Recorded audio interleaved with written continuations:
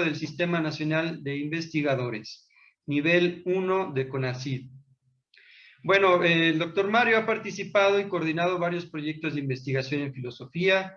Es autor de libros sobre una posible influencia del Quijote en el pensamiento de Hume por la editorial Ítaca y por la UNAM. Ha publicado varios artículos especializados, capítulos de libros en editoriales académicas y también la publicación de varios libros de texto sobre formación cívica y ética en la editorial Santillana y Norma desde hace 10 años. Bueno, estos son los ponentes investigadores que nos acompañan en esta primera mesa, quien dará inauguración, digamos, a este importante simposio sobre la obra de Bolívar Echeverría. Sin más, les recuerdo a los ponentes que tenemos 20 minutos de exposición para después poder tener un tiempo de diálogo y por si hay algunas preguntas también por parte de los y las que nos acompañan. Bueno, sin más, los dejo y empezamos en este orden como los he presentado, ¿no? Primero tendremos la participación del licenciado, del maestro Sergio Gutiérrez. Adelante.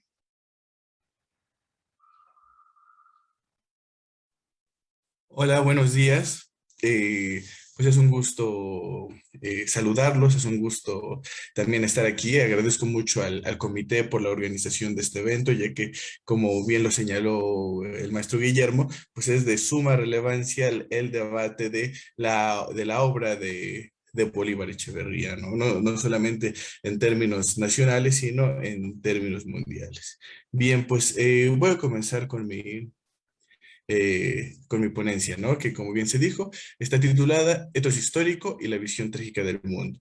Dioniso y la estetización salvaje, un posible diálogo entre Friedrich Nietzsche y Bolívar Echeverría. Voy a comenzar con dos epígrafes, ¿no?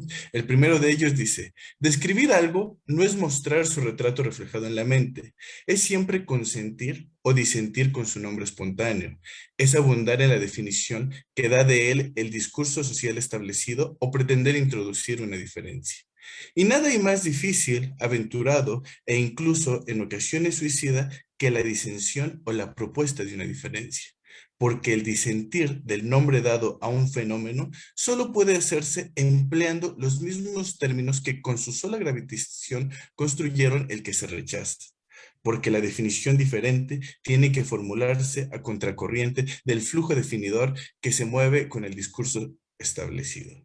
Bolívar Echeverría, el discurso crítico de Marx. El otro epígrafe es igual de Bolívar Echeverría, de la definición de la cultura, y dice: porque de la fiesta a la revolución parece no haber más que un paso, solo que se trata de un paso que se debería atravesar todo un abismo, el abismo que separa lo imaginario de lo real.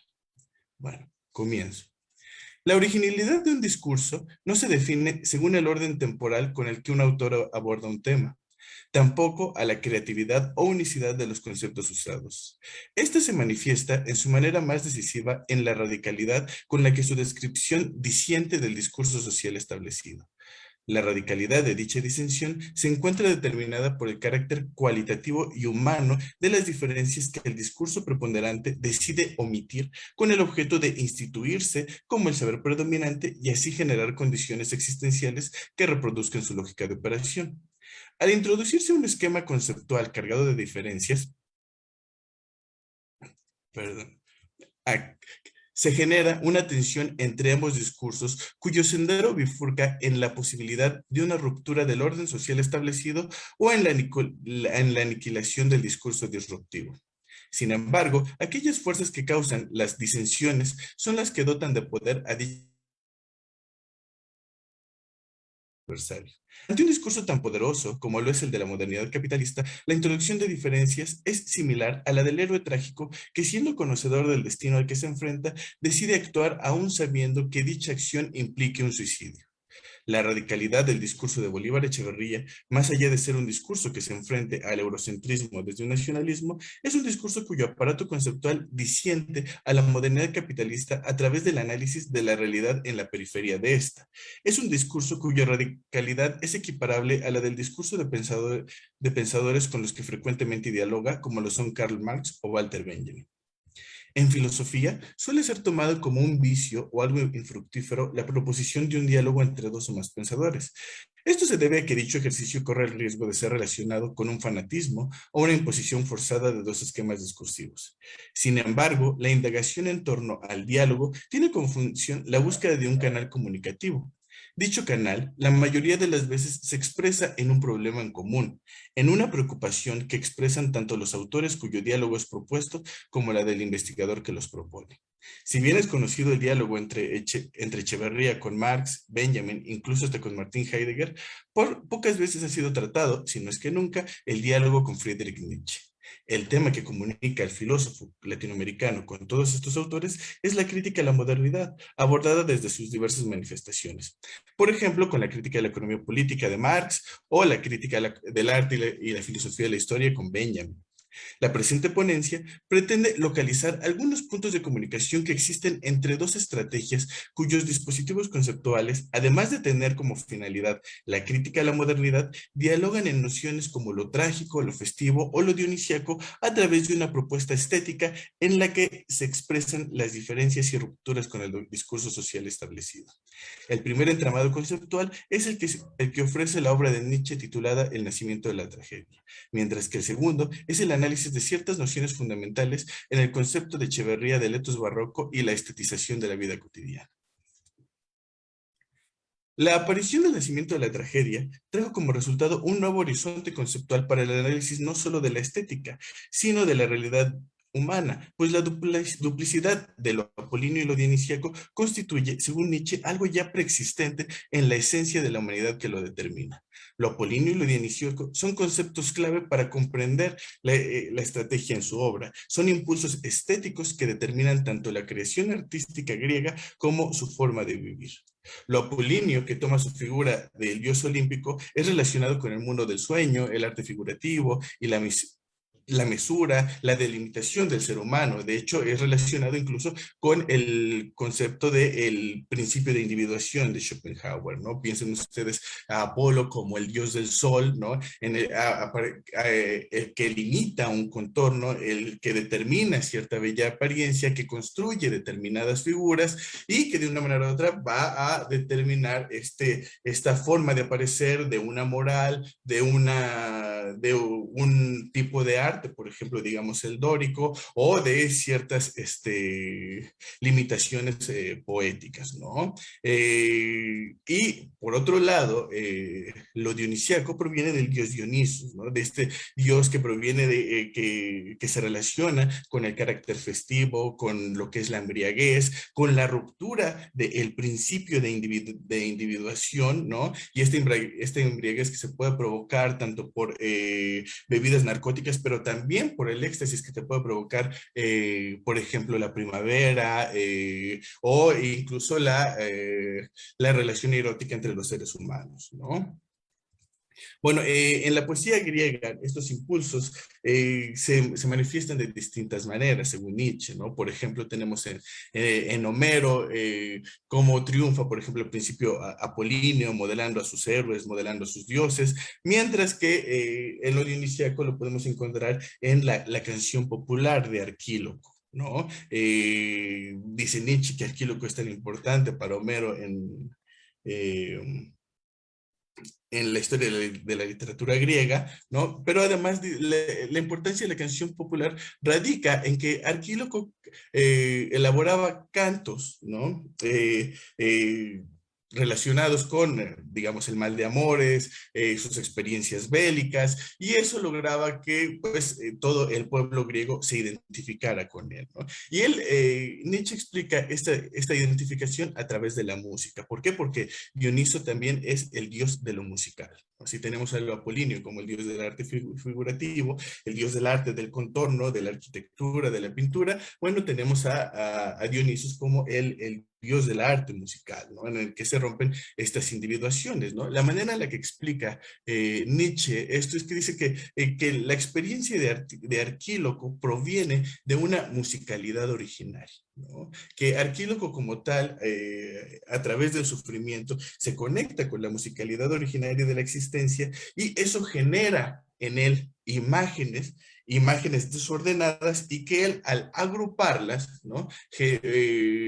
Al agruparlas le da una creación poética, una lírica que va a acompañar a esta musicalidad, ¿no? A esta musicalidad que es el espejo del sufrimiento del mundo, ¿no? Bien, este, eh, este esquema nos va a ayudar a comprender, por ejemplo, lo que es la tragedia griega, ¿no? La tragedia griega se comprende por estos dos impulsos y el origen de esta tragedia griega es el coro satírico, el coro de los sátiros, que son estas personas vestidas de sátira que representan la naturaleza aún no labrada del ser humano y que como tal lo que hacían era cantos de estas historias, como lo pueden ser las historias de Prometeo o de los personajes de la tragedia. Esto va a inspirar a los escritores trágicos que todos ya conocemos, ¿no? Que son Esquilo, Sófocles o Eurípides, ¿no? Sin embargo, lo importante de lo que es esta obra consiste en que se puede comprender como que lo dionisíaco es aquello que se manifiesta en el coro trágico, mientras que lo apolíneo se manifiesta en el diálogo, en el personaje, en la situación, ¿no? Pero sin embargo no están tan delimitados. Sin embargo, muchas veces hay una ruptura de estos límites de ese Nietzsche y a tal grado que va a llevar a decir la Nietzsche que el héroe trágico en realidad es Apolo con la máscara de Dionisos. ¿Por qué? Porque lo que tiene el personaje trágico es la sabiduría dionisíaca, ¿no? Detrás de él. ¿En qué consiste esta sabiduría dionisíaca? Dice Nietzsche, y cito, dice, consiste la comprensión de la desgracia inherente a la esencia última de las cosas, cuya interpretación el reflexivo ario no está dispuesto a abandonar, la contradicción existente en las entrañas del mundo, se presentan ante él como un revoltijo de diferentes mundos, un mundo divino y otro mundo humano. Por ejemplo, que si bien tomados individualmente tienen sus derechos, confrontados el uno con el otro, están condenados a sufrir por el hecho de su individuación. En su ímpetu heroico hacia lo universal, en sus tentativas para transgredir las fronteras de la individuación y querer unificarse en un solo ser en el mundo, el individuo ha de sufrir en sí mismo la contradicción originaria.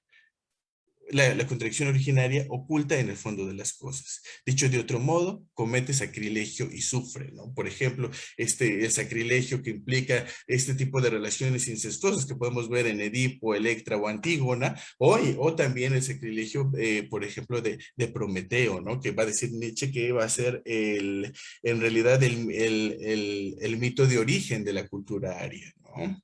Y de este trasfondo mítico, ¿no? Configura un etos en la tragedia, ¿no? Y como tal tiene como punto de origen el sufrimiento experimentado por esto que le llamamos la sabiduría dionisíaca, a tal grado que Nietzsche señala que, como ya lo había mencionado, que este mismo Dios es el héroe que se presenta en el escenario, ¿no? El héroe individual es Dioniso con la máscara de Apolo. Por lo tanto, todos estos individuos iluminados, adornados por la luminosidad heroica que tiene antecedentes en la poesía épica, ¿no? Bajo la apariencia de figuras heroicas, entonan el mensaje de una idealidad. Son representaciones del dios báquico.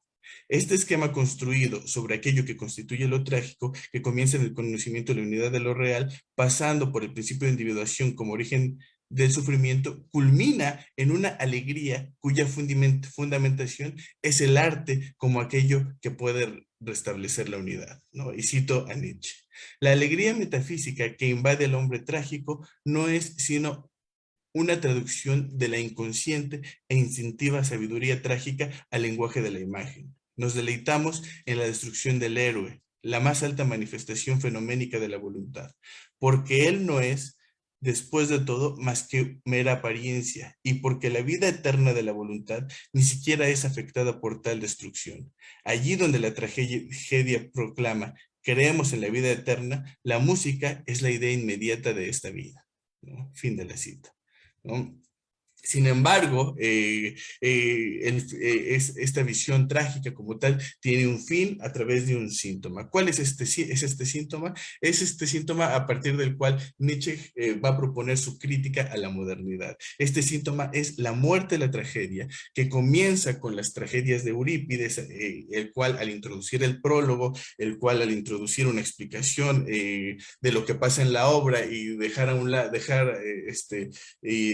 y, e impedir la interpretación, tendrá como resultado el hombre teórico cuyo verdadero síntoma, perdón, es el hombre socrático, ¿no? Este hombre teórico, que como señalará, por ejemplo, Crescenciano Grave en su libro sobre Nietzsche, es un antecedente de lo que es lo moderno, ¿no? Por ejemplo, cito a Grave. El hombre teórico está poseído por la ambición no solo de conocer, sino, sobre todo, por la de corregir el devenir natural. Esta corrección está posibilitada por una consideración del pensamiento susceptible de trascender la contemplación y relacionarse instrumentalmente con la naturaleza. Esta es una de las características más propias del pensamiento moderno, y Nietzsche ve su origen en el pensamiento lógico inaugurado por Sócrates. El pensamiento lógico es concebido como pensamiento supeditado a la utilidad, aplicable, subordinado a fines, el sometimiento y curación de la naturaleza y de la propia vida humana. En suma, Nietzsche considera a Sócrates como la raíz más honda de la modernidad instrumental. Esta tendencia del hombre teórico, sin embargo, tiene límites, de los cuales él no es tan consciente. Dichos límites constituyen el origen de la tragedia del sujeto moderno, que puede ser entendida como la cosa en sí, lo incondicionado o la misma voluntad, ¿no? Ya que estos aparecen como un obstáculo que hace retroceder al pensamiento, de la misma manera en la que las acciones del héroe trágico desembocan en desgracias al intentar acceder al orden de lo titánico. Ahora bien, cuando se intenta no solo acceder, sino transgredir lo más íntimo de dicho orden con el objeto de manipularlo, otro tipo de desenlace trágico puede ser la consecuencia, ¿no? Y cito a Nietzsche.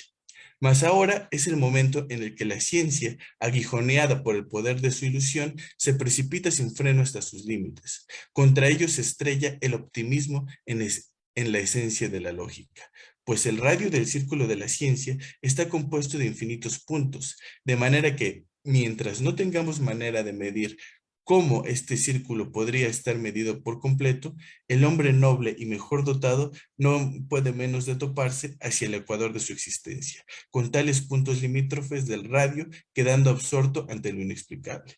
Cuando él aquí, para horror suyo, observa cómo la lógica se enrolla sobre sí misma, sobre sus límites, y termina mordiendo su propia cola, irrumpe una nueva forma de conocimiento, el conocimiento trágico, el cual, para ser soportado, precisa del arte como protección y fármaco. Bueno, la descripción crítica que hace Echeverría sobre la modernidad capitalista ofrece uno de los dispositivos conceptuales de mayor alcance para la intelección de las contradicciones subyacentes a la corporalidad de la vida moderna, tanto en términos generales como en su forma de manifestación en Latinoamérica, particularmente en el esquema cuyo contenido evoca al cuádruple ete de la modernidad.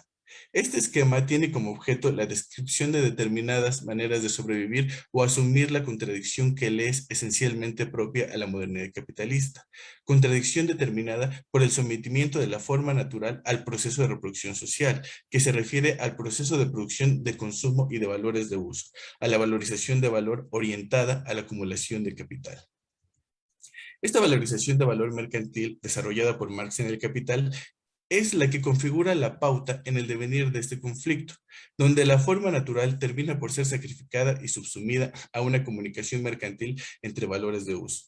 La condición de posibilidad de este sacrificio consiste en la abstracción de las propiedades cualitativas del objeto, como son la necesidad que puede satisfacer o el tipo de trabajo empleado para su producción, para que únicamente el objeto tenga como modo de expresión su carácter cuantitativo, que es el trabajo medido en unidades temporales, cuya medida es establecida por condiciones técnicas y sociales específicas. Este sacrificio ejerce una influencia en la configuración de la vida humana, lo que implica la construcción de un etos que Echeverría define casi de manera trágica como asumir el hecho capitalista como condición necesaria de la existencia práctica de todas las cosas Fin de la cita. Lo humano, al tener este carácter plural en su configuración existencial, genera distintas maneras de asumir el hecho capitalista de la modernidad, para las que Echeverría introduce su esquema conceptual a través de categorías estéticas. Pues como él señala, y cito, es asunto del arte la puesta en evidencia de etos de una sociedad y de una época. Estas son el etos realista, el etos clásico, el etos romántico y el etos barroco.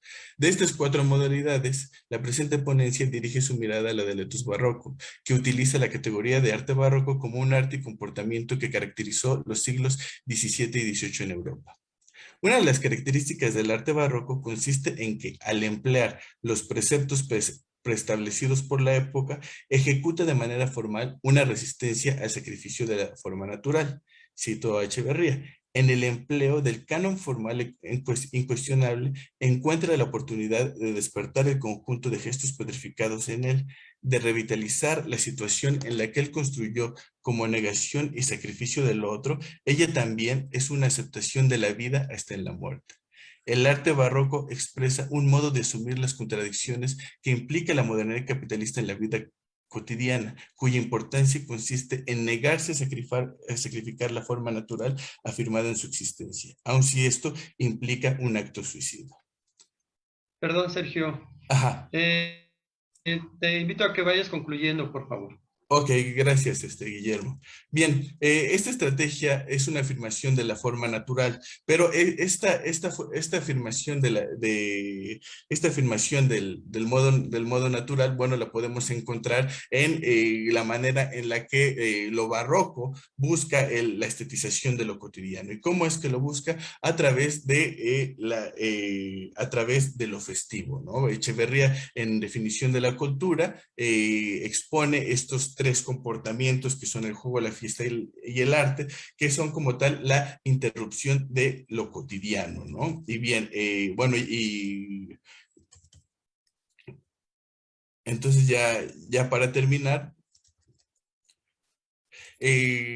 la manera en la que Echeverría divide la temporalidad de lo ordinario y de lo extraordinario, ¿no? Y entonces lo festivo entra en la temporalidad de lo extraordinario de tal manera que hasta lo compara con lo revolucionario, ¿no? Porque como lo había señalado en el epígrafe, porque de la fiesta a la revolución parece no haber más que un paso, solo que se trata de un paso que debería atravesar todo un abismo, el abismo que separa lo imaginario de lo real. ¿No? Y lo que busca el arte barroco es estetizar la vida cotidiana, ¿no? Y cómo se logra esta estetización de la vida cotidiana, dice Echeverría, gracias a él tiene lugar algo semejante, una conversión sistemática de la serie de actos y discursos de la vida rutinaria en episodios y mitos de un gran drama escénico global, algo como transfiguración de todos los elementos del mundo de esta vida en los componentes del escenario, la escenografía y el guión que permiten el desenvolvimiento del drama, ¿no? Bueno, y ya para finalizar, igual termino con una cita de Echeverría. Dice, bueno, sobre la estetización de la vida cotidiana. El ser humano de la humanidad barroca vive en distancia respecto de sí mismo, como si no fuera él mismo, sino su doble. Vive creándose como personaje y aprovechando el hiato que lo separa de sí mismo para tener en cuenta la posibilidad de su propia perfección. Trabajar, disfrutar, amar, decidir, pensar, opinar, todo acto humano es como la repetición mimética o la transcripción alegórica de otro acto, un acto original. Él sí, pero irremediablemente ausente, inalcanzable. Muchas gracias. Muy bien, muchas gracias, maestro Sergio Gutiérrez. Una ponencia muy interesante, por demás interesante, que busca algunos puentes de conexión interesantes sobre la filosofía echeverriana. Bueno, ahora daremos paso a la ponencia del licenciado Víctor Patricio, intitulada El pensamiento como actividad militante, Bolívar y las tesis sobre Feuerbach. Adelante, licenciado Patricio. Víctor, por favor. Claro. Buenos días a todos. Eh, la La ponencia, ajusté un poco el título y quedó así: el pensamiento como actividad militante, Echeverría, las tesis sobre Feuerbach y Spinoza. Y antes de empezar, tengo aquí dos epígrafes. El primero dice: nada existe desde cuya naturaleza no se produzca un efecto, que es de la Ética de Spinoza.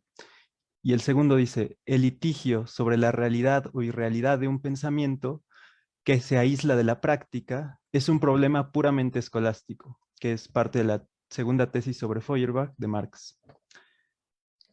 Comienzo la ponencia. Cuando se busca el pensamiento político de Marx, se suele retornar una y otra vez al mismo texto, las tesis sobre Feuerbach. Se presume que este breve escrito aforístico contiene la enseñanza ético-política más importante de Marx, una enseñanza que ha inspirado a un número inmenso de activistas y revolucionarios a dejar de lado la simple contemplación y dar el paso a la acción transformadora. Cito la tesis 11: los filósofos no han hecho más que interpretar de diversos modos el mundo, pero de lo que se trata es de transformarlo. Cierro cita. Ciertamente, la inspiración que ha generado esa frase ha sido de largo alcance. Ha movilizado toda una serie de personas y grupos hacia acciones concretas que cambien las condiciones materiales de existencia de grupos desfavorecidos. Además de esto, la tesis número 11 también es citada constantemente como justificación a la acción inmediata, y junto con esa motivación se plantea cierto desdén a la actitud contemplativa o filosófica. La conclusión obligada es: no hay tiempo para pensar, para escribir, para interpretar, cuando es urgente actuar. Ahora bien, ¿cómo podemos conciliar este orden de ideas con las formas tan diversas de pensamiento y acción que adoptó el propio Marx en su vida? Hasta el último de sus días, Marx nunca dejó de pensar, ni de escribir, ni de teorizar con el más alto rigor filosófico.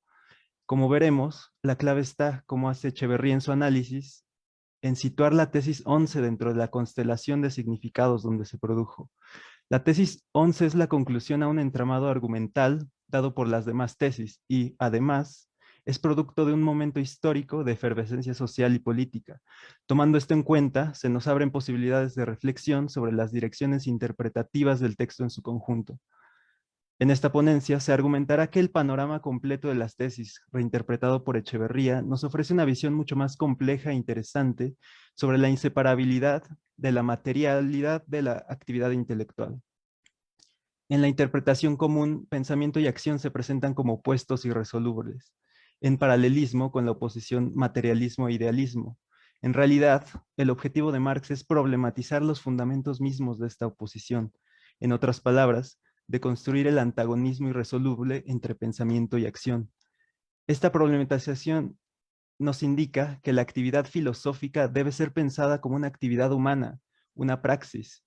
Las implicaciones de esto se pondrán en diálogo con la reflexión de otro filósofo que en su momento enfrentó el mismo problema, Spinoza.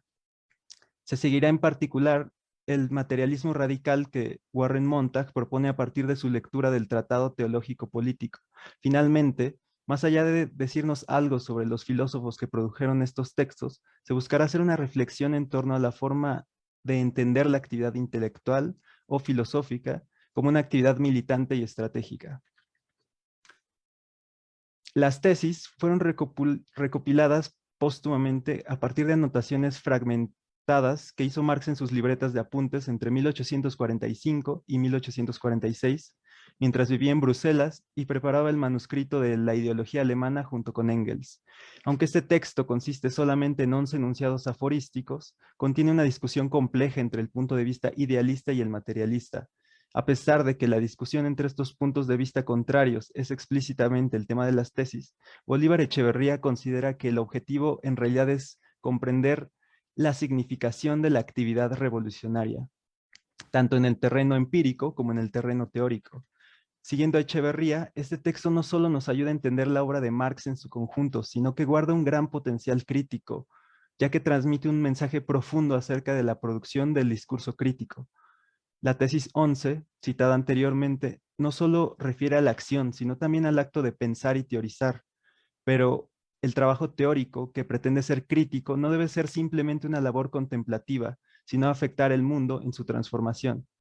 De acuerdo con Echeverría, esta es de hecho la intención de Marx cuando elaboró los textos de esa época: plantear su teoría materialista de la historia como, cito a Echeverría, un momento teórico de la revolución comunista. Por ello, la escritura de estas tesis debe ser considerada como una intervención directa en, cito a Echeverría, el proceso de constitución del movimiento comunista. Cierro cita. Esto enmarca la escritura de Marx en el contexto de una actividad humana que busca dotar a un movimiento social y político de las armas intelectuales para hacerle frente a los discursos político-filosóficos burgueses. La escritura de la ideología alemana, así como las tesis y el manifiesto del Partido Comunista, deben ser interpretados bajo esta luz estratégica. Ahora, para lograr llevar a cabo esta estrategia, fue necesario para Marx reevaluar las premisas mismas que enmarcan el problema del conocimiento, empezando por lo que entendemos por pensar y teorizar. En suma, es necesaria una revolución en la actividad filosófica, o bien, en palabras de Echeverría, cito, una reconfiguración fundamental del campo de posibilidades de composición del discurso teórico. Cierro cita. Las tesis, entonces, buscan fundamentar una forma nueva de teorizar que no se asuma a sí misma como aislada e independiente de la realidad social que busca develar, sino que penetre en lo social como un elemento más de su constitución material. La estrategia de lectura que ofrece Echeverría para interpretar las tesis es agruparlas en distintos grupos temáticos, A, B, C y D. Analizaremos aquí principalmente el grupo A, el cual está compuesto centralmente por las tesis número 1, 5, 2 y 8. Este grupo contiene las premisas esenciales para interpretar la totalidad de las tesis y plantean que el objetivo del ataque de Marx, además del idealismo, es un tipo de materialismo que considera que la realidad está compuesta por objetos empíricos pasivos y no por la actividad humana, la praxis. Cito parte de la tesis 1 como la traduce Echeverría. La principal insuficiencia de todo materialismo tradicional, incluido el de Feuerbach, es que en él el objeto 1, entendido como Gegenstand, la realidad, la materialidad, solo es captada bajo la forma de objeto, entendido como object, o de la intuición sensible, y no como actividad humana, material, como praxis.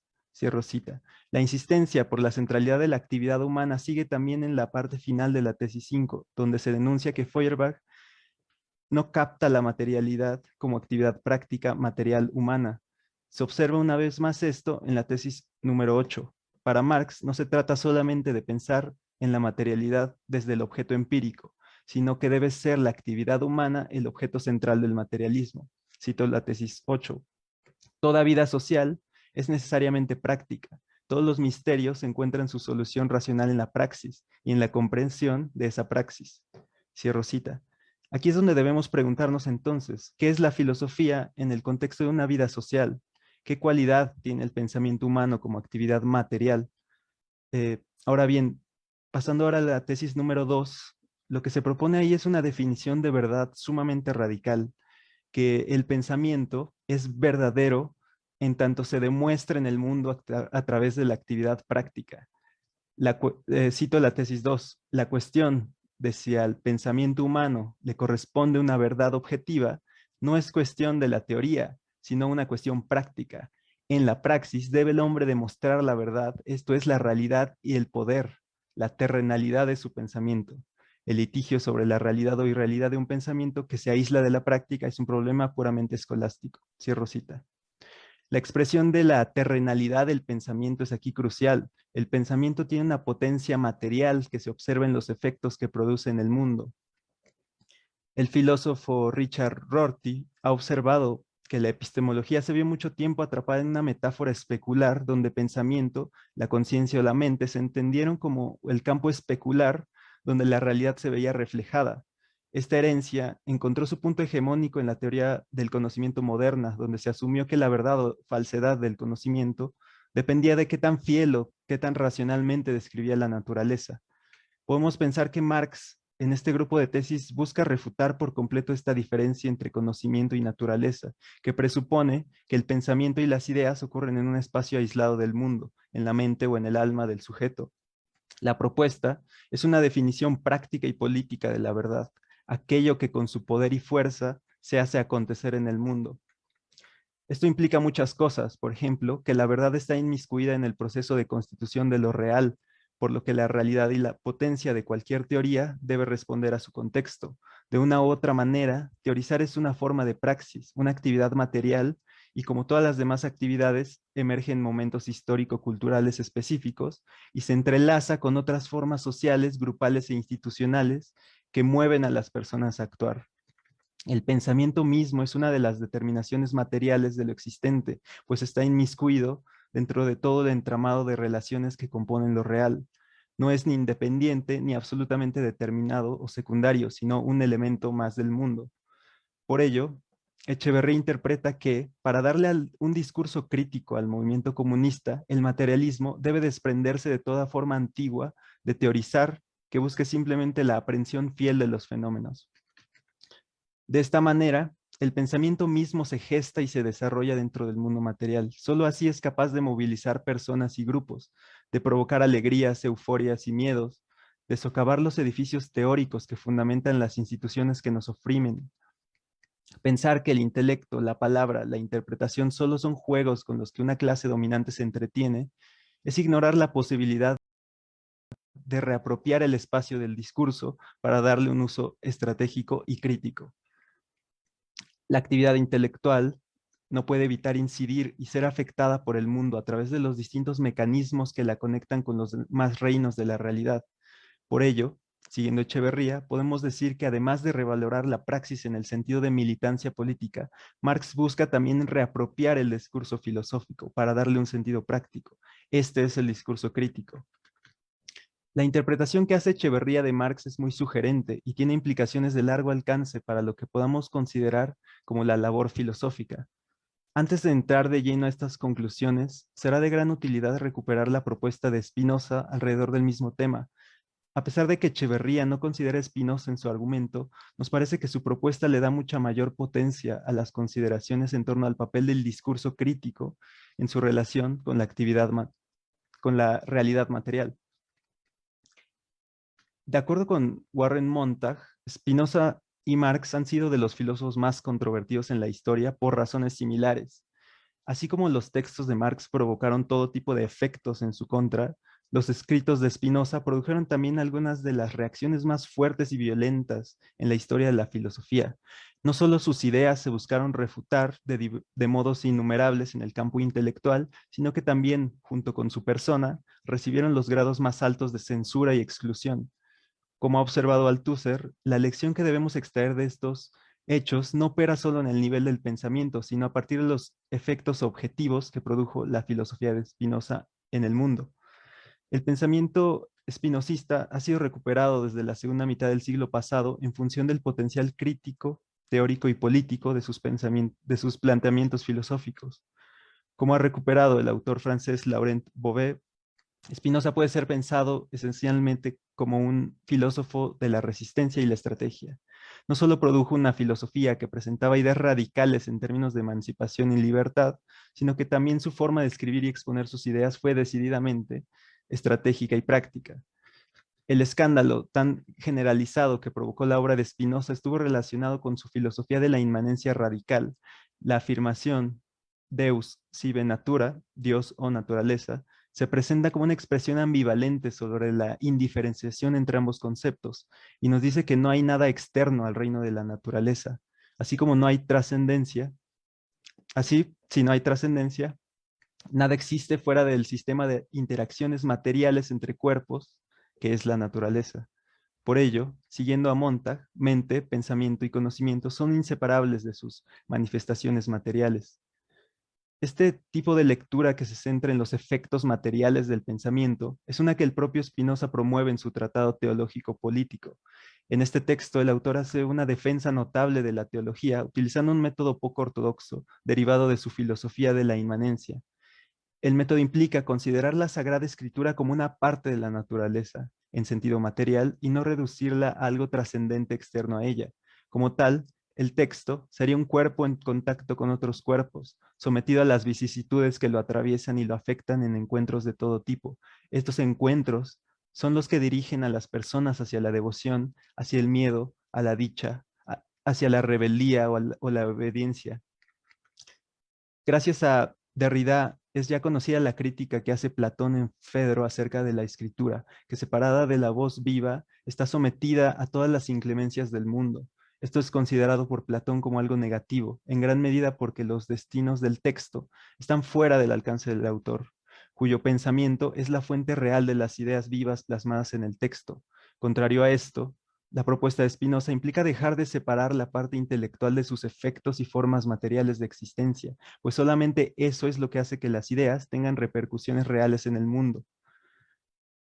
Cuando Spinoza afirma que, cito, nada existe desde cuya naturaleza no se produce un efecto, cierro cita, que inversamente puede leerse como solo existe aquello que produce efectos, debemos aplicar esto con toda su fuerza a la filosofía. Cito a Montag, no basta con afirmar verdades y simplemente esperar que iluminen el mundo a través de la fuerza racional, sino que la filosofía, como cualquier actividad humana, debe ser juzgada por los efectos que produce y no por sus intenciones.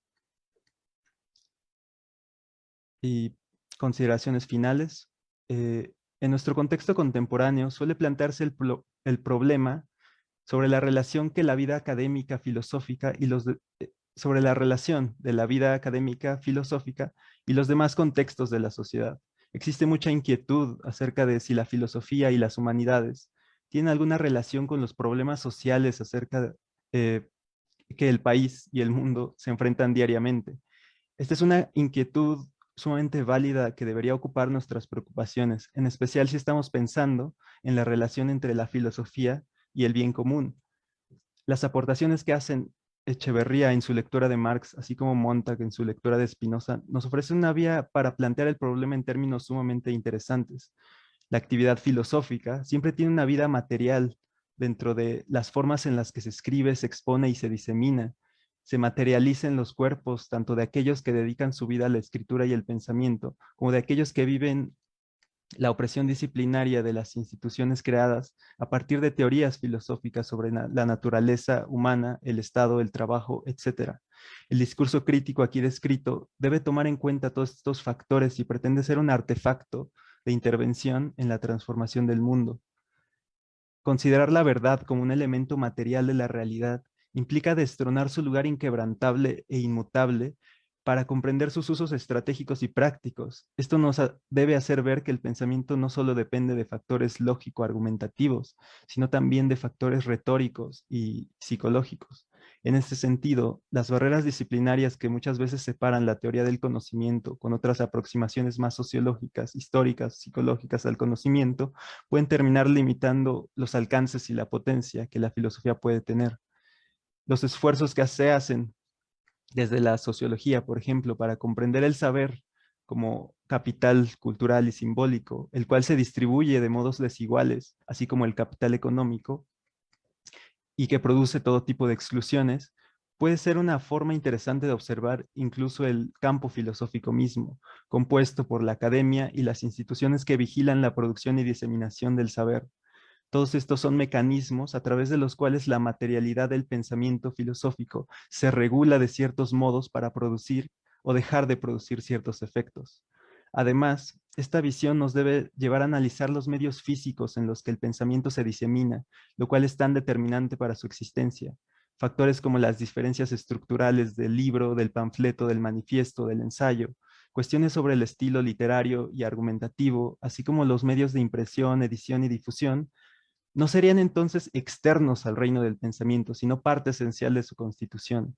Son inseparables de las ideas mismas y determinan su potencia. Finalmente, pensar la filosofía desde los modos en los que se manifiesta materialmente y los efectos que produce en el mundo es esencial para el discurso crítico. Solo así puede volver el pensamiento una actividad militante. Eso sería todo. Gracias. Muy bien, agradecemos al licenciado Víctor Patricio y aprovecho, antes de darle la palabra al doctor Mario Chávez, aprovecho para agradecer y saludar a la gente, a las personas que están siguiendo esta transmisión vía Facebook. Esperemos que, bueno, también recibir comentarios al respecto. Nos encantaría, les encantaría a los participantes poder dialogar también con ustedes. Sin más, damos La palabra al doctor Mario Chávez Tortolero. Muchas gracias, Memo. Antes que nada, quiero agradecer al comité organizador de este simposio, a Carlos, a Andrea, a Memo, a Omar, a Aureliano, llevan trabajando sobre esto ya un tiempo, porque pues se suspendió y se tuvo que volver a empezar. Pero bueno, pues mi agradecimiento por su labor. Y debo de confesar que yo no fui alumno directo de Bolívar Echeverría, pero a través de su obra y de sus alumnos directos, especialmente de Carlos Oliva, pues realmente he aprendido muchísimo sobre cómo y para qué hacer filosofía. Entonces yo no tengo reparos en considerarme su alumno, ¿no? Entonces, bueno, dicho lo anterior, lo que les voy a presentar es una parte del texto completo, no da tiempo de leerlo todo, pero creo que lo que elegí para leer es suficiente para entender la idea general. El texto se llama Subsunción de la imaginación a la razón, la locura en Descartes y Bolívar Echeverría. La visión del mundo como una máquina es una ilusión útil y realista que ha prevalecido en la modernidad capitalista hasta generar la certeza de que la verdadera realidad es racional a la manera de las máquinas. En un primer momento, se ha propuesto una visión del mundo que solo pretendía convivir con otras, de las cuales se distinguiría por su eficacia tanto en la manipulación de la materia como en la predicción de fenómenos físicos según causas determinadas.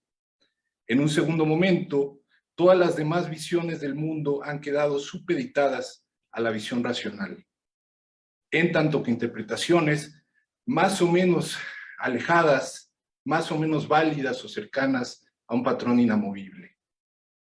En Modernidad y Capitalismo, 15 tesis, Bolívar Echeverría critica el mundo realmente existente.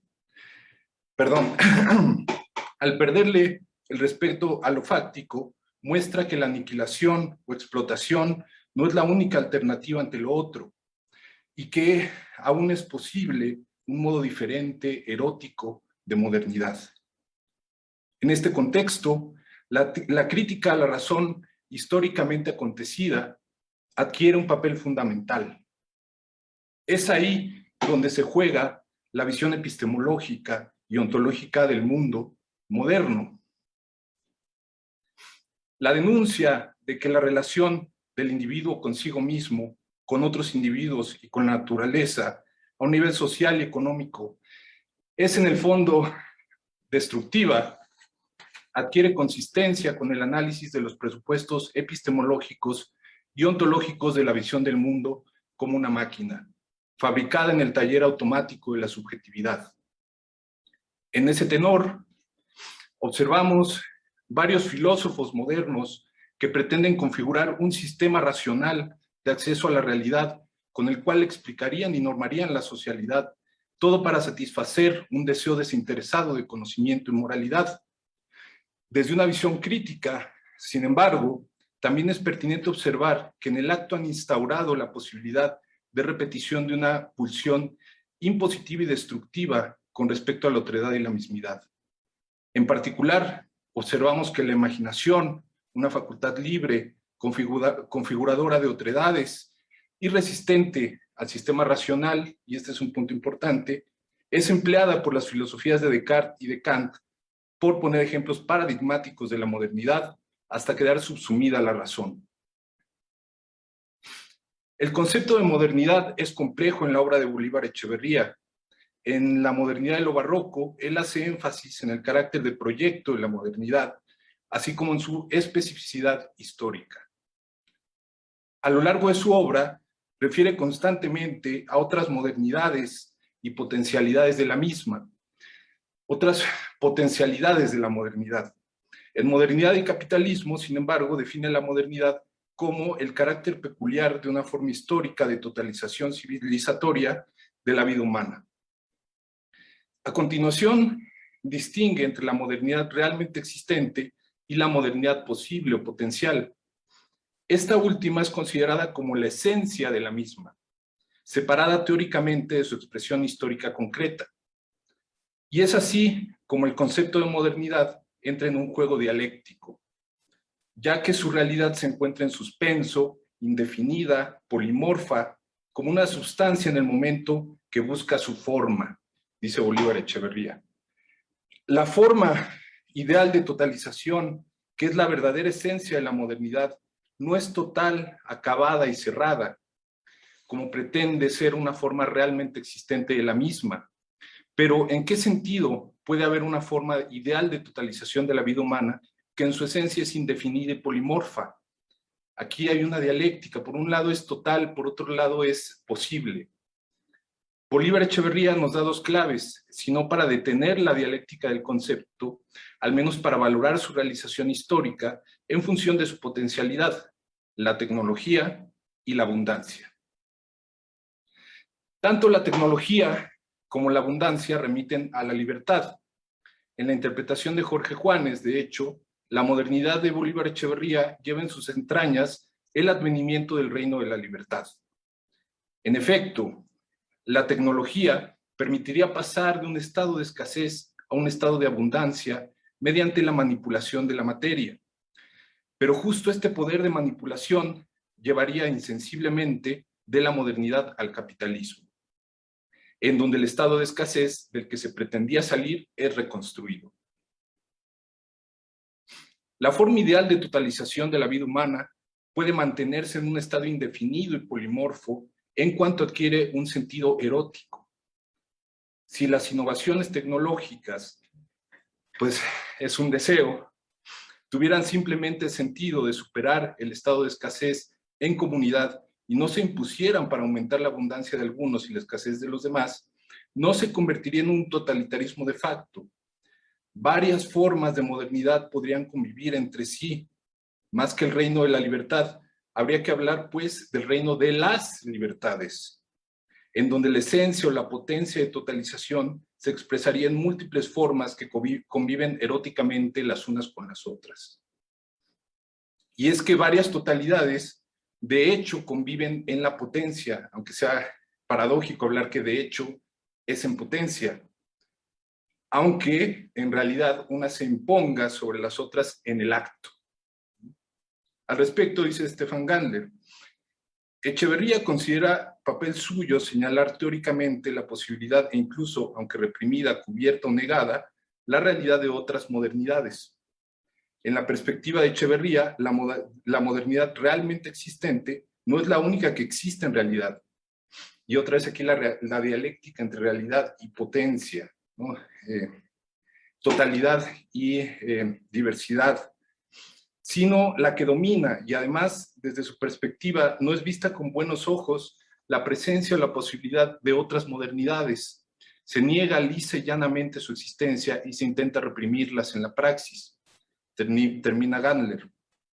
Ahora bien, más allá de su esencia ideal, en donde diversas totalidades conviven, convivencia de totalidades, la modernidad realmente existente está inapelablemente, quizá indisolublemente, unida al sometimiento capitalista de lo real, en donde, sin embargo, es posible señalar elementos o fenómenos de resistencia, los cuales, si no son suficientes para alcanzar una revolución romántica, que por cierto implicaría nuevamente una idea de progreso, como nos dice Carlos Oliva, al menos lo son para dejar de olvidar por momentos esa esencia ideal que está a la base de lo fácticamente existente.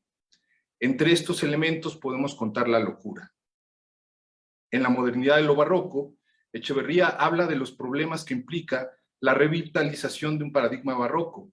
Entre ellas señala la convivencia esquizoide entre la cordura y la locura. Más adelante, en su caracterización de etos histórico, nos da otra clave respecto a su concepción de la locura.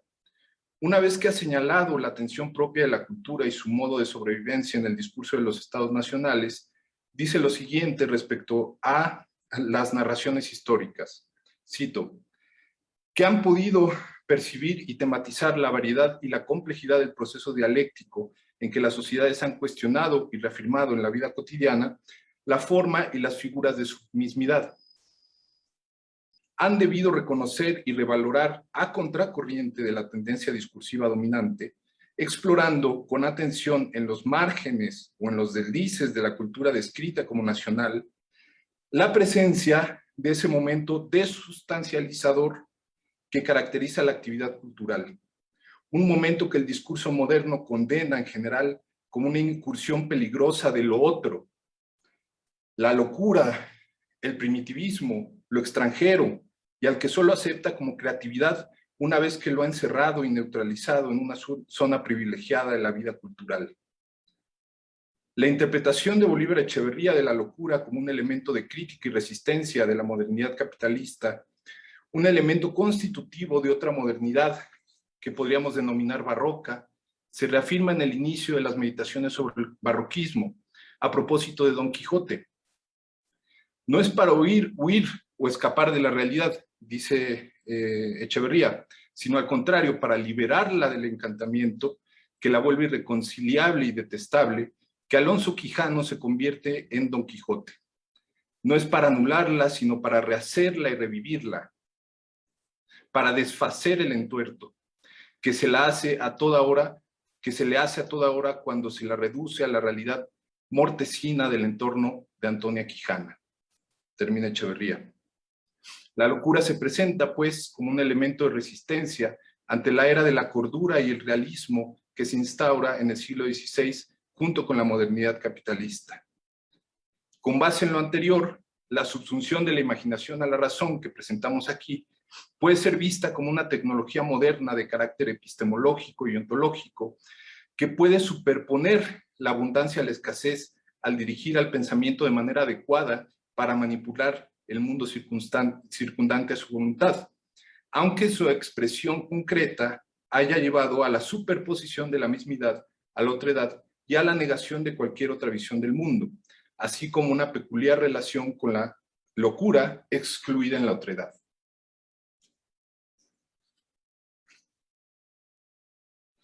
Bueno, a continuación hago un análisis del concepto de imaginación en Descartes y en Kant para mostrar esta subsunción de la imaginación a la razón, y después abordo el tema de la locura en Descartes, basándome un poco en la interpretación de Foucault y de Derrida para regresar a Bolívar Echeverría.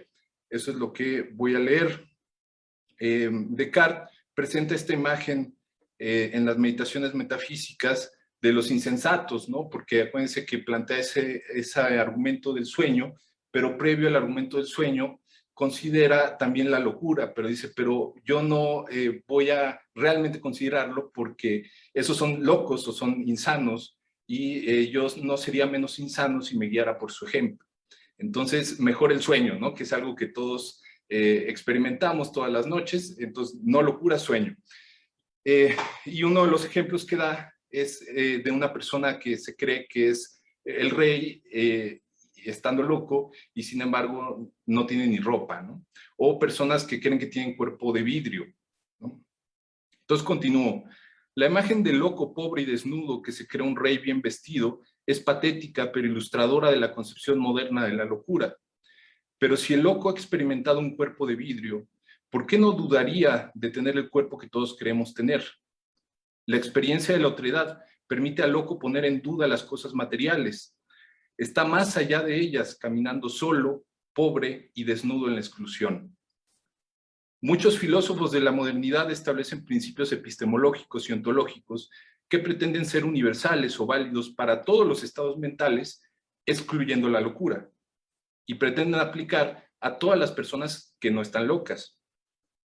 La locura se presenta como la gran limitante de la filosofía moderna, a la vez que se convierte paradójicamente en lugar común de la literatura de la época. Se trata de una prueba incómoda, aunque fácilmente desestimable, de que la realidad no es necesariamente racional. Existen otras pruebas, como la existencia de comunidades primitivas, por las que no solo sabemos que la visión racional es una entre otras, sino también que la sociedad humana puede organizarse en torno a lo que es irracional para un moderno, ¿no? Como observamos en definición de cultura de Echeverría.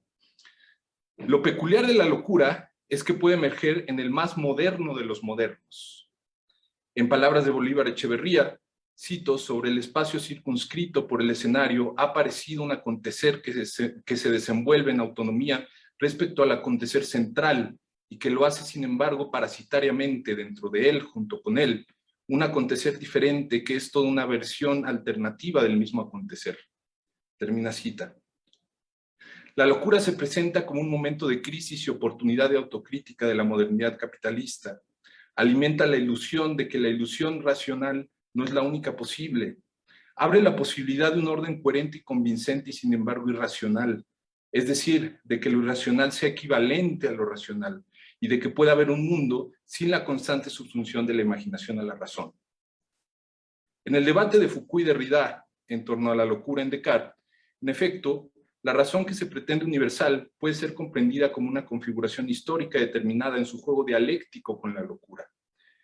La razón universal funciona y rinde frutos cuantificables. La efectividad, el cumplimiento de propósitos, el trabajo, son algunas de sus ventajas principales, mientras que el loco es un desempleado, un despropósito, un disfuncional que no puede ser usado como fuerza de trabajo. En efecto, uno de los puntos fijos del movimiento dialéctico entre razón y locura es la oposición trabajo-desempleo. Más que la extravagancia, que puede ser amena e instructiva, el problema con el loco es su incapacidad para producir valor de cambio. Inclusive las grandes dotes que llegan a atribuirse a la locura, como nos cuenta Foucault, como el conocimiento esotérico, no se pueden intercambiar, ni siquiera en el lenguaje. La razón puede hacerse una idea vaga, la mayoría de las veces extravagante, de la locura, de cómo sería la vida si no nos importara la ropa, el dinero y la dignidad. La razón crece al tratar de comprender a la locura, pero su esencia oscura, para los lentes luminosos de la razón, es innombrable. Se esconde en medio de las invenciones más o menos incomprensibles que derivan de su potencia caótica. Cualquier intento de acercarse queda lejos, por más lejos que llegue, porque la locura no tiene un punto fijo, como es la subjetividad, con base en el cual pueda medirse el progreso de su desvelamiento. El mundo racionalmente articulado tiene rebabas de locura. Las más comunes son los estados alterados de conciencia, parciales racionalizaciones del caos, oportunidades de pensar que hay algo más allá de la razón históricamente determinada, pretendidamente universal. La subsunción de la imaginación a la razón facilita, pues, si no eliminar los sobrantes, las rebabas, cuando menos negarlos, obviarlos y hasta burlarse de ellos. Pero aunque eso que está más allá nunca llegue al más acá, como sería una configuración erótica de la modernidad, aunque del poder, la esperanza, de la mera posibilidad, como elemento de resistencia real, creativa y racional. En Cogito, Historia de la locura, Derrida cuestiona la carga histórica que la interpretación de Foucault atribuye a las meditaciones metafísicas de Descartes. Posteriormente, Foucault responde a Derrida, en Mi cuerpo, ese papel, ese fuego. Sin entrar en los detalles de esta discusión, me interesa resaltar uno de los propósitos de la crítica de Derrida. Dice Derrida, ¿será posible comprobar que se trata con esto de una experiencia, la experiencia del cogito cartesiano, que, en su punta más aguda, no es quizá menos aventurada, peligrosa, enigmática, nocturna y patética que la de la locura, y que es, respecto a esta, creo, mucho menos adversa y acusadora, acusativa, objetivante de lo que Foucault parece pensar. Termina Derrida. Resalto lo anterior porque además de mostrar la dialéctica de la razón y la locura de una manera magistral, Derrida nos permite discernir el acto revolucionario de Descartes. En efecto, la apuesta por la razón fue, en su momento, casi una locura, pero el día de hoy, siglos después de su triunfo, la locura difícilmente llega a ser una razón. Lo que Derrida nos recuerda como un acto metafísico por excelencia, la existencia del cogito más allá de la oposición razón-locura, nos puede llevar al olvido de las configuraciones históricas determinadas, al olvido del más acá, en donde una razón se ha impuesto reiterativamente por siglos. No es cosa menor el ponderar si verdaderamente el cogito consiste en algo más que el colorido devenir cuasi sensible de la imaginación que ocupa gran parte de nuestros pensamientos, o bien si no es más que el ente más luminoso y estable, a pesar de su intermitencia, que podemos imaginar.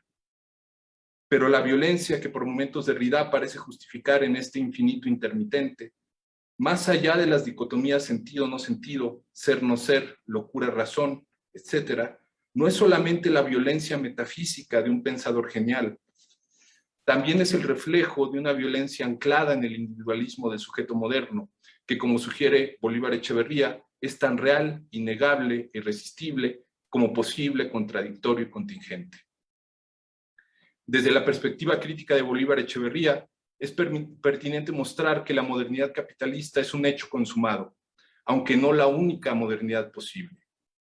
La promesa de abundancia, propia de toda modernidad, se ha enredado en nuestra peculiar historia al sometimiento capitalista de lo real y ha terminado por convertirse en lo contrario, en un estado de escasez. En el ámbito de la imaginación, el empleo y sometimiento de la misma permite que la razón configure un paradigma de verdad, efectivo, prometedor, que deja fuera muchas otras configuraciones posibles.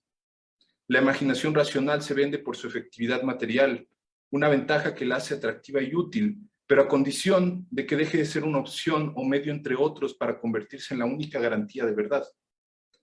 Criticar la imaginación racional es un ejercicio epistemológico y ontológico que fácilmente puede ser objeto de crítica, burla y desatención. No como el mundo racional que aquella configura, que no tan fácilmente puede o debe serlo. Pero vale la pena indagar cuál de las críticas es más radical.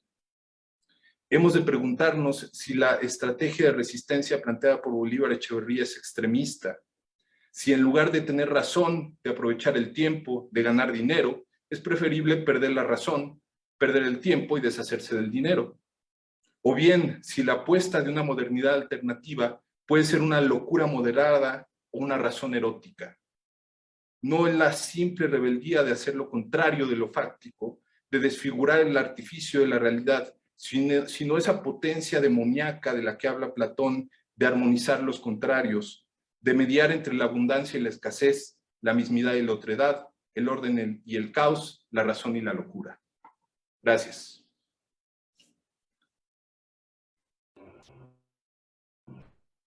Muy bien. Muchas gracias, Mario.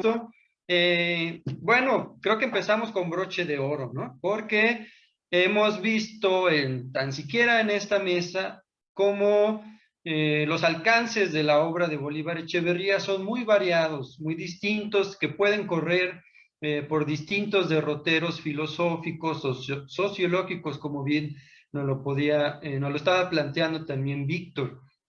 Desde un acercamiento a la filosofía nietzscheana o a los conceptos modernos, como nos lo ha dicho Mario, y también como hizo un acercamiento muy original Víctor.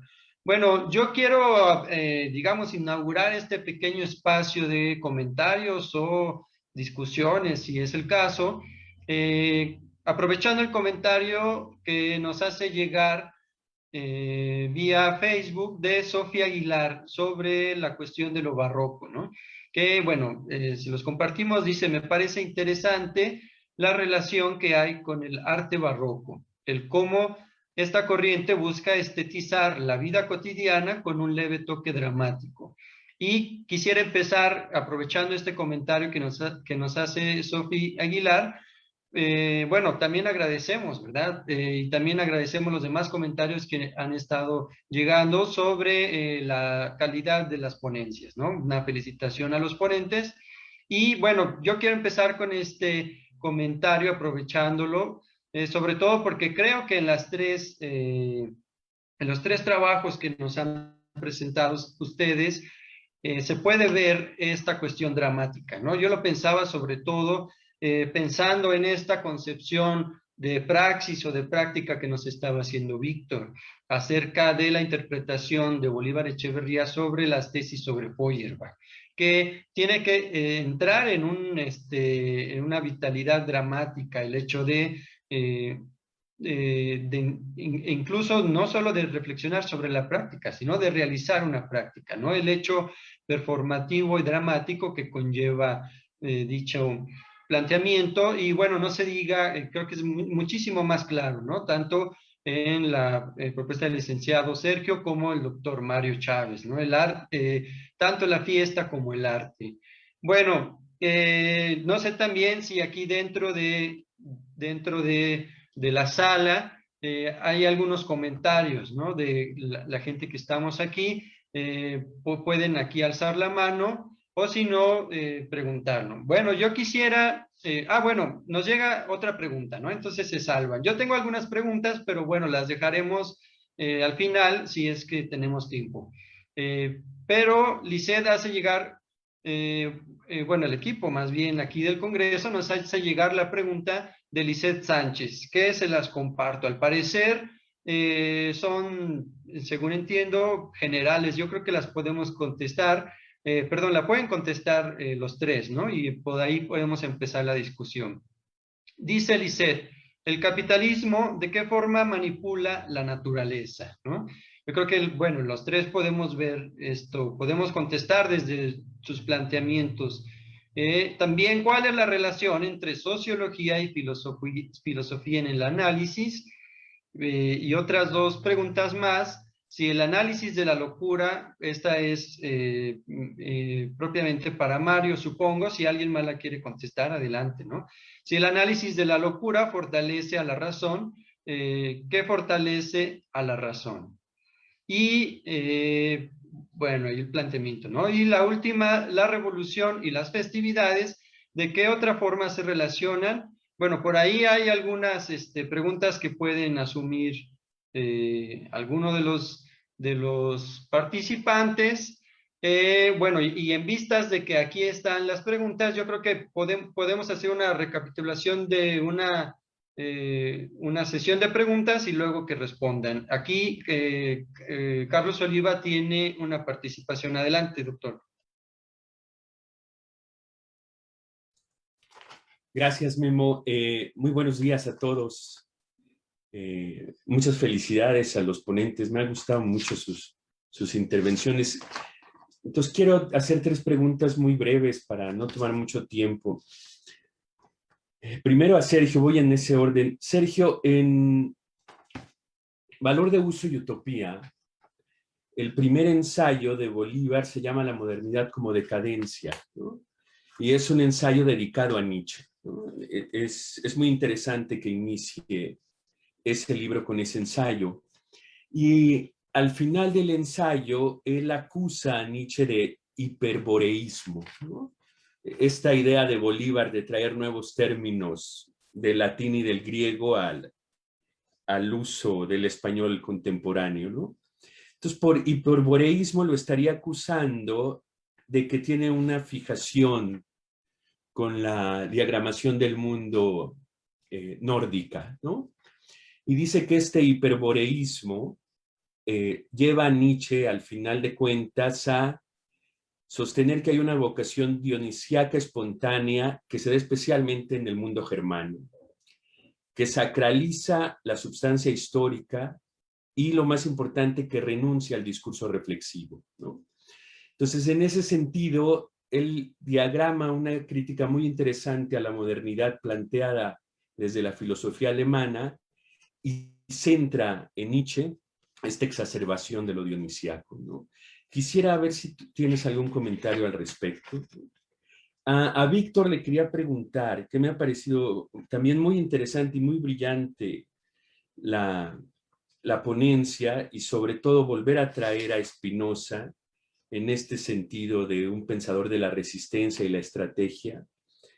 Pues bueno, quisiera preguntarle, todos los que leemos las tesis sobre Feuerbach nos hacemos la interrogante de cuál es el criterio de objetividad, ¿no?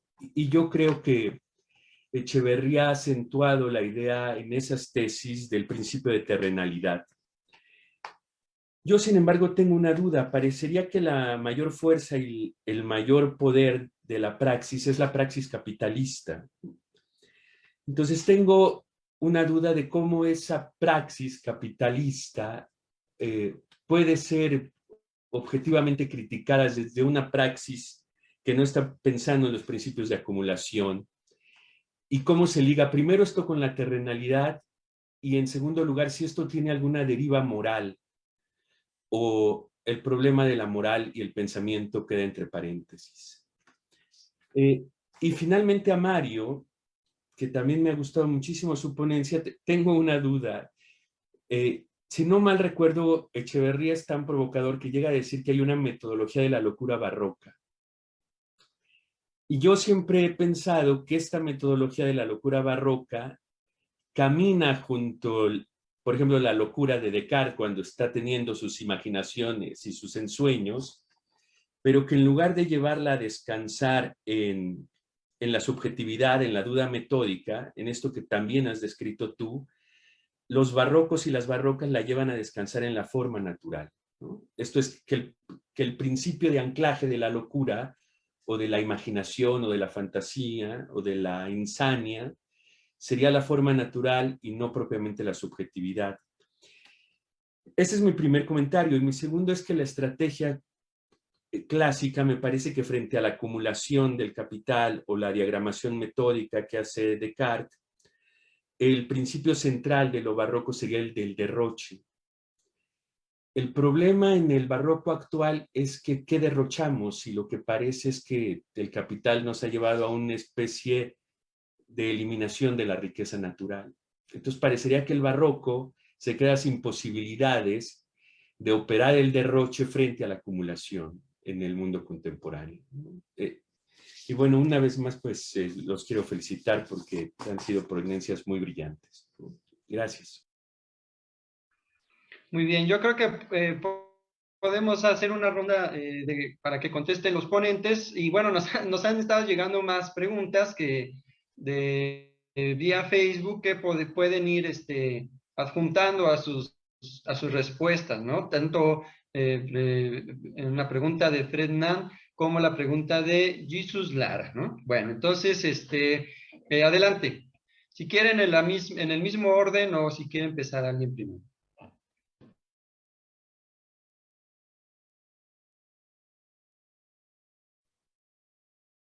Bueno, entonces, siguiendo el mismo orden, ¿no?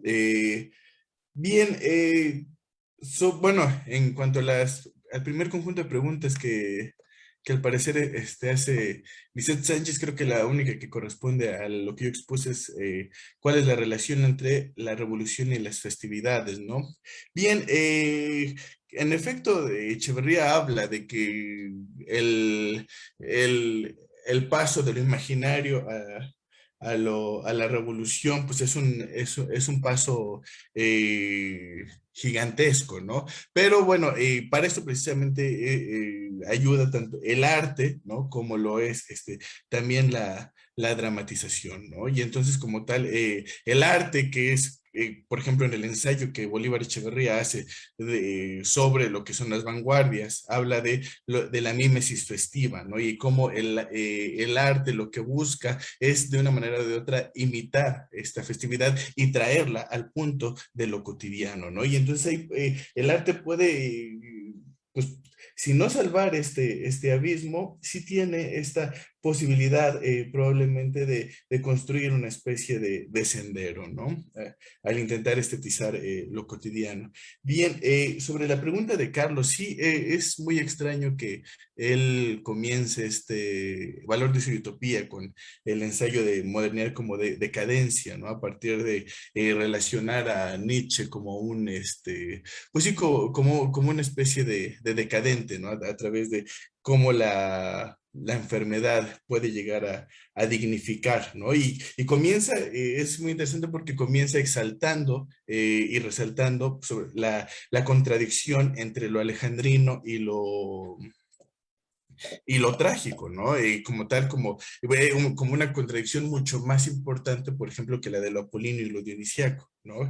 Y que esta contradicción posteriormente bueno, en sus obras se va a ver desarrollada como nihilismo y voluntad de poder, ¿no? El problema que Echeverría ve es cuando esto se traslada al punto del cristianismo, ¿no? Y yo creo que es la crítica que le hace Echeverría a Nietzsche y que también le hace a todos aquellos que buscan recuperar esta antigüedad clásica y trágica y de lo dionisiaco, ¿no? O sea, pensemos en Hölderlin, pensemos también en Schiller, pensemos, no sé, ¿no? En este romanticismo que busca recuperar lo dionisiaco, ¿no? Y sobre todo, pues sí, relacionarlo con lo alemán, ¿no? Pues sí, en efecto, pues es la crítica que Echeverría le hace a Nietzsche, ¿no? Yo creo que por eso probablemente se puede comprender un poco a la luz del concepto del etos clásico, aunque, ¿no? Yo resaltaría, pues sí, en efecto hay una exageración del lo dionisíaco. Sin embargo, lo que probablemente puede alejar a Nietzsche de estos autores, ¿no? Es su crítica al modelo socrático, ¿no? Es su crítica a la figura de Sócrates como este antecedente del hombre teórico, ¿no? Porque pues esta idea de que la antigüedad clásica es la niñez, ¿no? De la cual provenimos, entonces pues cuando criticas a una de sus figuras más importantes o paradigmáticas como lo es Sócrates, ¿no? Ahí también hay una, pues hay un esquema de ruptura y además otro aspecto, ¿no? También de lo dionisíaco, ¿no?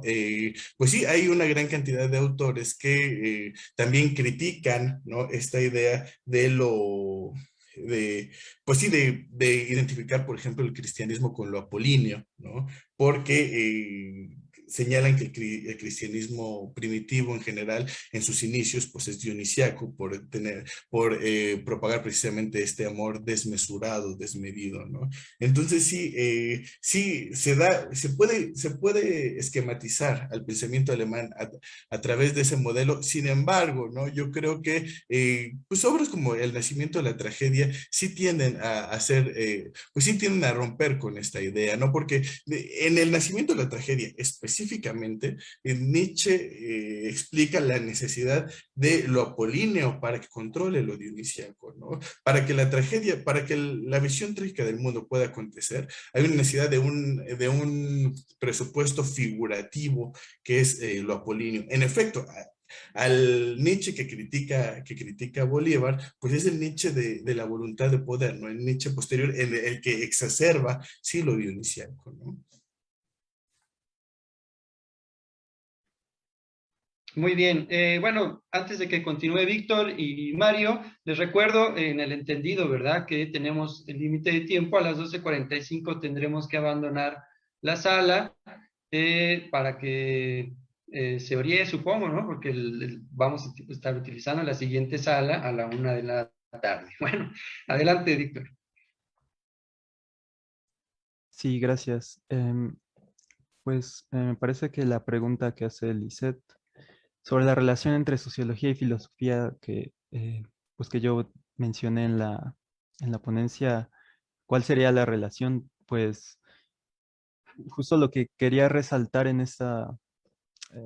en la ponencia es que si el pensamiento es inseparable de sus manifestaciones materiales, eh, justo cómo se dan esas manifestaciones materiales en las instituciones, sí, pues en las leyes, por ejemplo, en la vida cotidiana, todas esas cosas, este, digamos, yo creo que la sociología las estudia, aunque no desde el punto de vista, por ejemplo, de la filosofía, y si la filosofía integrara, digamos, justo estas formas materiales de existencia del pensamiento, creo que tendría mucho más alcance. Digo, yo creo que el ejemplo que para mí es más representativo es la filosofía de Foucault, eh, y pues esta conceptualización que hace del poder, justo como las ideas no solamente están como ahí, ¿no? En el mundo inteligible, sino se materializan en prácticas, en discursos disciplinarios y de algún modo producen cierto tipo de sujetos y de subjetividades y limitan de un modo u otro, ¿no? Y así como limitan, tienen pues el potencial también de liberar eso. Pues yo diría que esa es una forma increíble, ¿no?, de relacionar sociología y filosofía. Y bueno, sobre las eh, preguntas del doctor Oliva, eh, la pregunta es complicado porque, bueno, yo entiendo este sentido de la praxis capitalista, eh, en primer lugar, como Bolívar Echeverría lo propone cuando está discutiendo las tesis, que de algún modo este pensamiento moderno eh,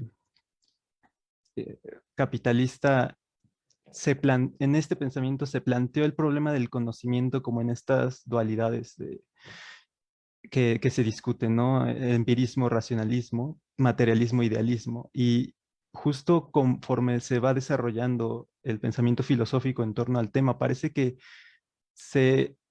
uno se queda atrapado en una o en otra postura.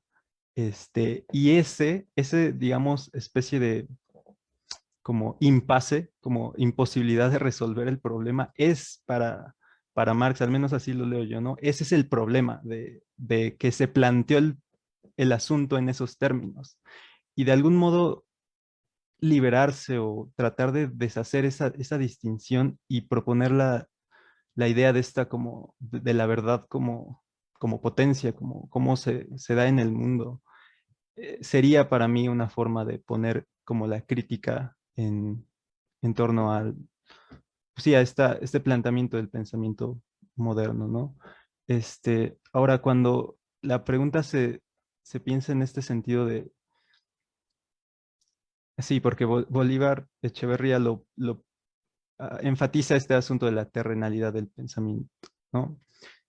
Eh, si esto, cuando uno quiere actuar en el mundo, tiene que tener, digamos, alguna especie de fundamento moral, creo que es súper complicada la pregunta, porque, o sea, yo estoy consciente de que parece que esta ponencia, de hecho, que di, tiene como alguna especie de principio, ¿no?, moral que debería subyacer a la praxis, a la actuación en el mundo.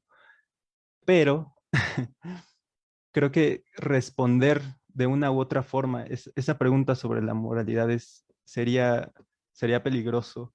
Y diría, sí, creo que en este caso sería mejor suspender la pregunta y tal vez lo vería desde otro punto de vista. Igual, este, pues no sé, recuperando Spinoza, esta pregunta sobre cómo actuar en el mundo es como en función de cómo uno puede expandir digamos, su esfera de efectos, de producir mayores efectos en el mundo. Y sé que ahorita lo estoy como pensando y se vuelve muy complicado porque, digamos, de algún modo el pensamiento, digamos, la praxis capitalista parece que actúa de ese modo, ¿no? De producir y controlar la mayor cantidad de cosas y de efectos en el mundo. Pero no sé, creo que por ahí podría ir la respuesta, pero pues no, es una discusión interesante, ¿no?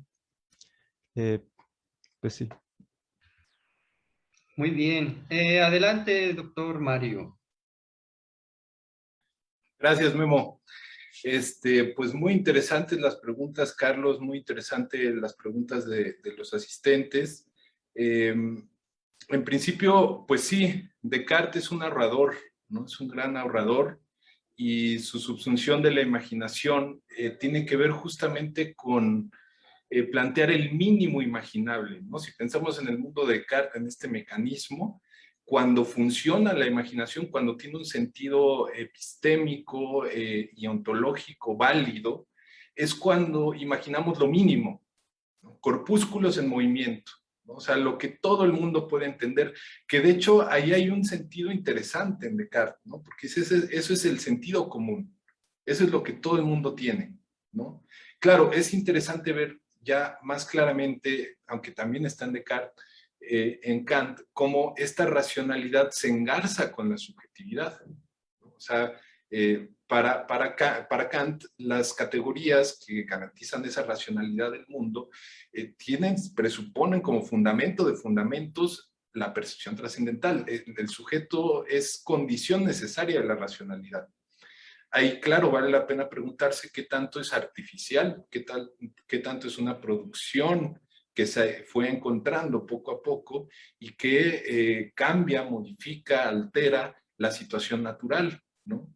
Yo creo que en el caso de Descartes, el simple hecho de que él fuera revolucionario y el día de hoy ese modo de pensar no sea tan revolucionario, sino más bien muy repetitivo, nos habla de que sí es una especie de artefacto el que está implicado, hay un artefacto mental que nos lleva a imaginar el mínimo imaginable. ¿Por qué? Porque es lo más racional, lo más calculable, lo más útil, lo más realista, ¿no? Y el mismo Descartes dice en un principio, los invito a imaginar en el mundo y tratado de la luz, ¿no? Donde establece las leyes de la física, que por cierto son muy semejantes a las de Newton, ¿no? Pero después, en los principios de la filosofía, va a decir, pero así es el mundo real, ¿no? O sea, aunque en un primer momento lo planteé como una hipótesis, un modelo científico, en realidad es así, ¿no? Entonces, sí estaré de acuerdo que el barroco es más el derroche, pero ya no hay que derrochar, ¿no? Ya no tenemos que derrochar. Entonces, ahí hay una situación complicada, ¿no? En la que, en principio, como que la promesa de este racionalismo es, pues todos partimos de un sentido común, ¿no? Dice Descartes, todos tenemos esta capacidad de imaginar el mínimo posible y entonces acceder a la verdad. Pero creo que allí lo que muchos modernos no consideran es el factor poder y violencia previa, ¿no? O sea, que siempre se parte de una situación ya desigual, ¿no? Donde algunos tienen más poder, algunos son más violentos, y entonces eso genera inequidad, ¿no? Entonces, bueno, ahora, y esto un poco con respecto también al comentario que, a la pregunta de si es un sentido objetivo con otro subjetivo. Sí, creo que ahí habría un engarce muy importante entre racionalidad y subjetividad, ¿no? Y subjetividad. ¿Cuál es el mundo que es válido para el sujeto, ¿no? Y incluso Kant va a llegar a decirlo, las experiencias que no son procesadas por las categorías no son experiencias. ¿Quién sabe qué sean? ¿No? ¿Quién sabe qué sean? Pero no son experiencias. Entonces, si yo me pongo bien pedo y empiezo a ver todo embarrado y borroso, eso no es una experiencia, porque no lo puedo categorizar. Pierde valor ontológico, pierde valor ontológico. Entonces, sí, quizá no objetivo sería el ámbito de la locura, sino no subjetivo. O sea, es algo no subjetivo. Que sea objetivo, bueno, eso no sé, quizás sería ya irnos hacia la primera pregunta, que es, al racionalizar la locura, fortalecer la razón, ¿no? No sé si por ahí va el punto, ¿no? El llegar al punto de decir, así es, universal y necesariamente, quizá una simple negación de no subjetividad deja abierto más la naturalidad o la posible naturalidad de la cuestión a decir es objetivo, es lo que es, ¿no? Que es donde podemos caer otra vez, que dice Derrida, o que dice más bien que le critica Foucault a Derrida, y Derrida le dice, no, pero es que sí es muy importante lo que está haciendo ahí Descartes, ¿no? Pero aquí la cuestión es justamente que sí, en efecto, racionalizar la locura puede pensarse como una especie de fortalecimiento de la razón, pero yo lo veo ahí más depende cómo se haga. Si encapsulo estos elementos irracionales, entonces puede ser que crea que los racionalicé, ¿no? Pero si entro en un juego erótico con respecto a ellos, entonces pues no es claro que estés diciendo, bueno, lo estoy racionalizando, entonces estoy fortaleciendo la razón, sino al contrario, más bien estás fortaleciendo ambos o incluso disminuyendo ambos, quizá para que ambos florezcan, etcétera, etcétera.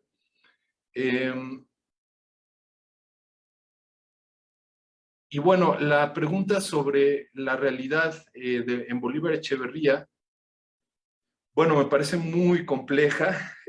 No me atrevería a dar una respuesta de cómo funciona, cómo trabaja la realidad o esta realidad en Bolívar Echeverría, pero creo que al menos hay esta idea de posibilidad o de potencia como un elemento muy importante, que es ya de por sí dialéctico, ¿no? Como esta idea de que la realidad es potencia, ¿no? Aunque sea fácticamente acontecida y parezca imposible de cambiar, siempre es potencia, ¿no? Yo creo que iría un poco por ahí, no sé qué opinen los demás, pero bueno, pues básicamente es lo que les quería comentar y sí, definitivamente creo que el barroco va hacia al punto del derroche, ¿no? Entonces, el imaginar, por ejemplo, átomos complejos, átomos distintos, átomos raros, ¿no? Es como por ahí que va el barroco, pero y algo que me parece muy importante señalar es que la, digamos, apuesta ahorrativa de Descartes no deja de ser útil, e importante y valiosa, ¿no? Aquí el problema es cómo se utiliza prácticamente, ¿no? Muy bien, Mario. Muchas gracias. Muchas gracias a todos. Creo que ha sido muy interesante y también muy diversos los comentarios y los temas. Nos hacen llegar una última pregunta que dirigida a Víctor Patricio sobre alguna relación de la realidad, ¿no? Recuerdo haber escuchado que la realidad no es racional. Dice Sofía Aguilar, otra vez, ¿no? Sofía, saludos. Me parece, lo dijo el anterior ponente, al joven Patricio. Perdón. Este planteamiento de pensamiento lo dijo Marx, y la memoria no me falla, hablaba de él, pero se basó en Heráclito de Éfeso, ¿cierto? También este pensar se puede ligar a lo que expusieron sobre las 11 tesis sobre Feuerbach, la pregunta de Sofía Aguilar.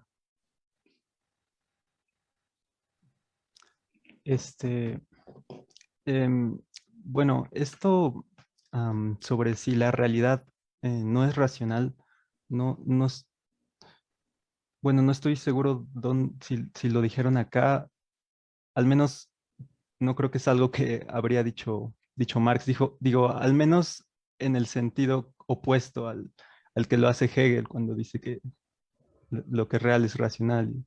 Eh, Creo que en ese sentido opuesto, creo que sí lo pensaría Marx, y al menos como en esta conceptualización que Echeverría de las tesis hace. Eh, sí, pero porque el punto es,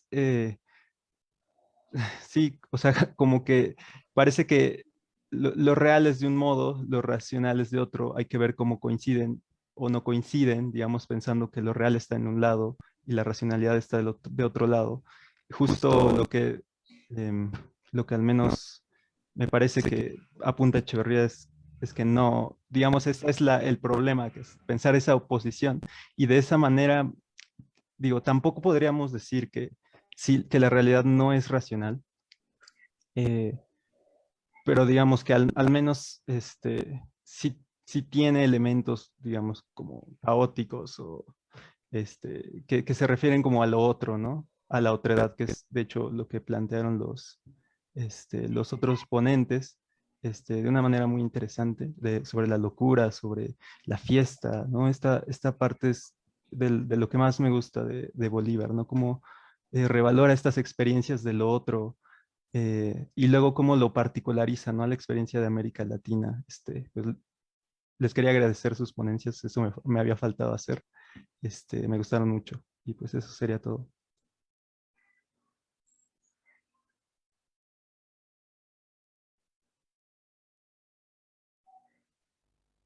Bien, bueno, no queda más que agradecer a los participantes de esta mesa